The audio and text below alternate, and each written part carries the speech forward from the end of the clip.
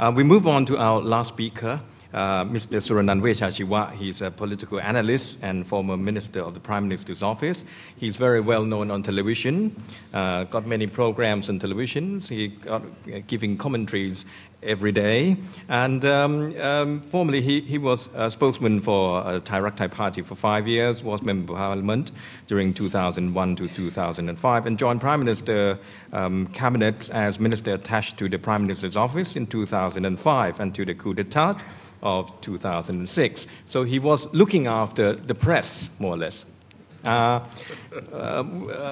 We shall hear his view. Particularly, do you think Thailand is ready for ASEAN Community 2015? Do you think the government has taken the issue seriously enough? Well, first of all, I have to say that I'm honored to be here. And I'm quite surprised too, because actually I'm probably the least knowledgeable person on this panel, and probably in the audience too, in terms of ASEAN. Of course, I studied international relations, and the last paper of any substance I wrote about ASEAN was 28 years ago, when I was doing my master's degree. From time to time, I had to be involved. I mean, in my capacity when I was in the bureaucracy and when I was in politics to participate in some forums, and was assigned to take care of or to oversee some agencies that involve ASEAN, involve Greater Mekong sub-region. But that's about it. I was warned by Kun Kan from SIU that don't be such a realist, because I was always a realist in writing my opinions. And being a realist seems like being a pessimist these days. But I have to tell you that for ASEAN, I was going to make a joke that my paper 28 years ago probably still relevant today, in that its conclusions, not in the facts or the developments, but in its conclusions. But I have to tell you that I believe in cooperation, and I think I have to give credit to the people who have built this organization for some 30-some years, from the original, even though the original intent, the hidden agendas have all changed, since the security days of the 60s and 70s up to the 90s, when it changed. And I think whatever is being done now and being pursued, it's not a waste of time. I have to say this because in a lot of public opinion, people will view ASEAN that, what are you guys doing? It's a waste of time. ASEAN is a waste of time. But I don't think so. And I don't question the roadmaps, action plan, blueprints. But in my personal feeling, I don't think it would be a supranational structure like the EU. I share Dr. Suragit's view that it's going to be the ASEAN way community. It will be a community like this. I don't think there is going to be much change comes 2015 or 2018. There'll be changes in terms of the roadmaps, the bureaucracy working things out, more roads complete, more bridges complete, which is good. But I don't think there'll be a change in attitude or a sense of community in the people between the 10 countries. Maybe more awareness, I don't know, but not the change in attitude.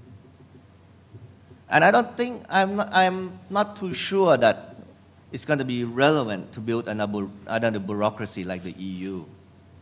It might be out of date by the time 2015 comes and 2020 comes. The issues that Ms. Ng just mentioned, I shared her view, and I will say it later. Actually, my article tomorrow is not written on politics for fans of my article. I'm writing about topless girls dancing on Siam Road and the implications on prostitution and human trafficking. That's going to be an issue. I think what ASEAN has accomplished is that it was accomplished because visionaries and the bureaucrats feel that there is a common benefit to do it. But ASEAN, unlike EU, I don't think have ever faced a common threat on the scale that make them come together, with the exception that Dr. Surikit mentioned about SARS about 6 or 7 years ago. It's been that long, right? We've been out of power that long. You're going back? We have to make news here, so are you going back? No. That's the common thread is not there. But the infrastructure have to be kept building. I believe in building roads. I believe in building bridges. I believe in building the interconnectivity. But at the same time, how many ASEAN projects are there? Thailand has agreed with China to build a high-speed train. I'm supposed that high-speed train is going to go through Malaysia and to Singapore. Why isn't that an ASEAN project? What kind of mega projects ASEAN is going to do together as ASEAN? If we have to interconnect by flying, is there going to be an ASEAN free sky policy? I think there's a lot of work to be done, but not by the bureaucrats. A lot of things have to be done by the private sector, the civil society I'll mention later. And that means that maybe the ASEAN Secretariat should not be building upon building bureaucracies, but may have to act more like an ASEAN lobbyist, lobbying people to get together, matchmaking between businessmen, business forums. And that will create the common benefit that make people get together. But the common thread, I was thinking last night, what common thread will get ASEAN together? Will climate change be enough a threat? And I called Dr. Surikit and said, no. We tried that, and it didn't work. But it will, eventually, because maybe food will be a problem sooner than you think. If all our agricultural land get destroyed by all these climate changes, would that be enough to create a common ASEAN food security plan? Things like that could be initiated. If energy is going to be a problem, and it's going to be a problem, I mean, it's $100-some per barrel, If Malaysia and Indonesia is rich in oil, what about other countries in ASEAN? Can we do joint development projects? Can we have a common energy, ASEAN energy security program? I think we have to start thinking in terms of the future more than just what the bureaucrats are talking about.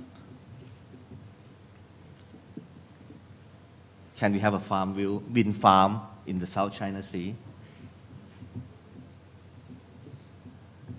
In terms of terrorism, in terms of pirates in the South China Sea, talking about South China Sea, can we have a common naval exercise between ASEAN countries?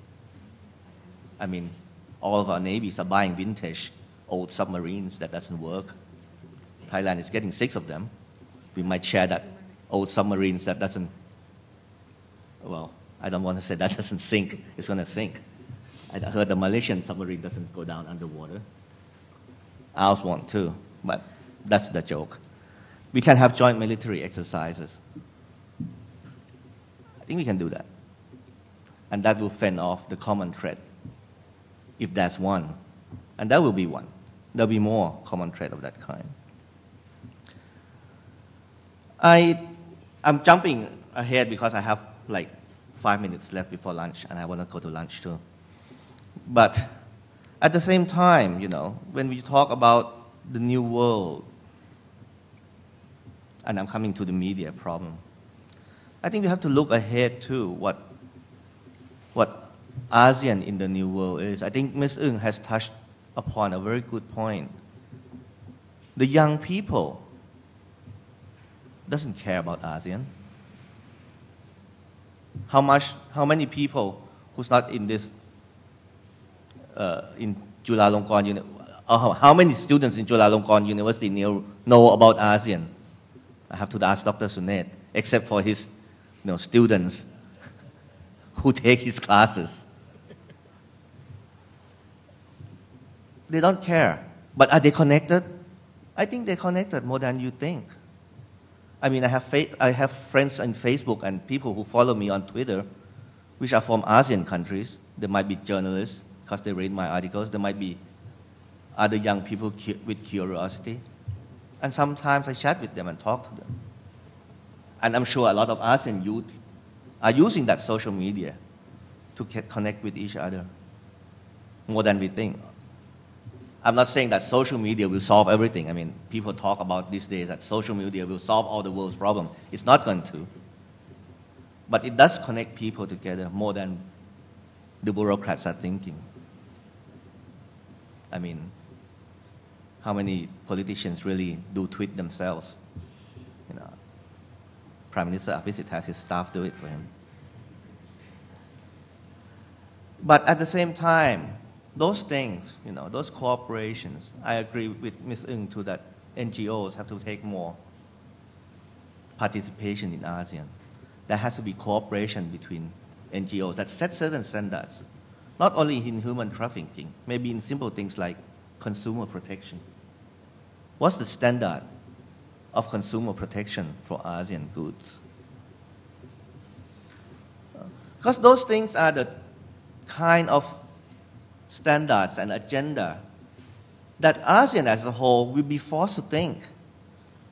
If you want to enter into the market to EU, you have to think about consumer protection, you have to think about food standards, you have to think about chemical residues in your shrimps, things like that. And that, in turn, come back to what I say about common food security. If you talk about EU, they're not talking about food security, food policy that's going to penetrate other markets. They're talking food policy to benefit their people. When Thailand talk about food policy, we talk about exporting to EU, exporting to the US, and other ASEAN countries too. But maybe we have to look at it the other way. If food policy benefits members' countries, benefit the farmers, benefit the agriculturists in each country, then the farmers, the agriculturists, will start thinking that, yes, ASEAN does matter to them. Or else they won't care. It's just a group of bureaucrats and politicians getting together with the rice brokers and, making a buck for themselves. It's not the same. So those things I think should be discussed. For Kun Yong Yut's question about ASEAN being have more voice, more recognition. I was joking when we had coffee that when I was MP for 4 years and 2 years as cabinet ministers, I tried to take MPs to ASEAN functions or MPs meeting function or Asian MPs function, and they said, "Why should I go? Why do I have to go? I have to go and meet them. No, what do they do?" I said, "Oh no, don't worry. You fly down there, Jakarta, Singapore, play golf, go shopping, come back and have dinner and watch some cultural shows at the end of the night." It's longer because there are now 10 members who have to go to 10 cultural shows. I do enjoy them from time to time, but not every week. So I don't know how Dr. Surikit survives. But that's what actually, the attitude of MPs. And that comes to Dr. Surikit's point, and I think a lot of the panelists share my view, is that ASEAN issues are not national priorities. We go to meetings, except for Dr. Surikit, which is his full responsibility. When in my job, I was handling NESDB, National Economic and Social Development Board, the Bureau of the Budget, the Public Relations Department. And when I joined the cabinet, Dr. Surikit told me, "Oh, you have GMS on your plate too." I was like, "GMS? I have this big plate full of political priorities that I have to deal with. And the Secretary General of the NSDB told me, yes, NSDB looks over GMS, Greater Mekong Sub-region. And from time to time, some weekend, we have to take you out to meet and sign some papers. I was like, okay, just tell me when and just tell me where to sign. And Dr. Surukia was trying to explain me with this road is going there and there and there. I said, like, don't worry, sir, I'll just sign. I'll just sign. Because I have to come back and take care of my MPs and that getting budgets to their provinces, development projects. It's not a priority. That's the reality. I mean, if I'm not interested in international relations at all, I would just ignore it totally. But I have some interest. Not enough to work at it. I have just some interest. So I understand what is the implication. Now, what Ms. Ng is saying and what I'm saying about the food policies being beneficial to the constituents, I think that's an issue that is important because if we want people to participate and understand ASEAN, the MPs, the people who passes the law, the other cabinet ministers who is not involved in foreign affairs, will have to know that ASEAN matters because it answers to the constituency. And that's why I think ASEAN lobbyists may not just be the ASEAN Secretariat, but the government have to have their own ASEAN lobbyists lobbying MPs to understand the implications. On the broader view, I will end up with the broader view. The broader view, I talk about social media, and I think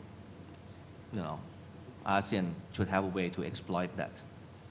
But at the same time, there's no real ASEAN branding. I mean, we're talking marketing here. We're not just talking about flying flags. I don't think the youth or the younger generation or the people in the cyber world care about what flags are flown. They don't even care about their national flags these days. So what kind of ASEAN branding, what kind of ASEAN image? If the the people, the younger people, the younger generation turn on the TV and see, a bunch of old guys and ladies holding hands together and singing songs at the end of summits, I don't think they'll care. That's not branding. That's not attractive to the new generation. So I think that is important. On the media, there was an initiative, I think, by ASEAN, and this government tried to implement it, about ASEAN TV. But you turn it on and you turn it off right away. It's so pathetic. I'm sorry to say. I mean, I can watch and understand what ASEAN countries are doing, or what kind of projects, or what's going on in Asia Pacific when I turn on National Geographic, more than I turn on, ASEAN channel. But it is important. I mean, if South Korea, if the Koreans have Arirang, if the Germans have DW, if the Chinese have CCTV, if the Arab nations have Al Jazeera, what is the voice of ASEAN? What kind of television, satellite, cable channels that ASEAN should develop to make the voice of ASEAN go out in the world, to compete with the noises out there? We are not on the radar of the superpowers, except when they want something from us, certain votes, certain benefits for their corporations. But we're not on the general radar because our voices are not heard. I think ASEAN media, there has to be one media, there has to be a public broadcasting of some kind, or news station like Al Jazeera, which becomes the voice of ASEAN. I think those kind of issues I would like to see, because it creates a voice and it creates a common identity in a way for the new generation too, because they consume this kind of media. I'm running out of time, right? Yep. Well, see Kun Yongyut, and he knows more about the media, so he should be the one who summarize what I said.